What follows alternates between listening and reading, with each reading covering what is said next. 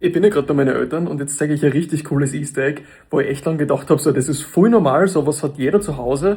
Warte, ich zeig's euch kurz. Und zwar sind überall im Haus solche Dinge verteilt, die macht man auf. Saugt ein. Da ist sowas. Da ist sowas. Da ist sowas. Da ist sowas. Und die ganzen Auslässe kommen da in dem Gerät zusammen. Weil meine Eltern haben echt was Cooles, das nennt sich Zentralstaubsauger. Und das Ding ist einfach im ganzen Haus vernetzt und da steckt man dann einfach diesen Schlauch an und schon kann man überall aussaugen. So wie da jetzt in der Garage, da kann man dann direkt das Auto aussaugen, was echt kamat ist. Wenn ihr ein Haus bauen würdet ihr auch sowas einbauen oder seid ihr eher so Team Staubsaugerroboter oder Team Dyson?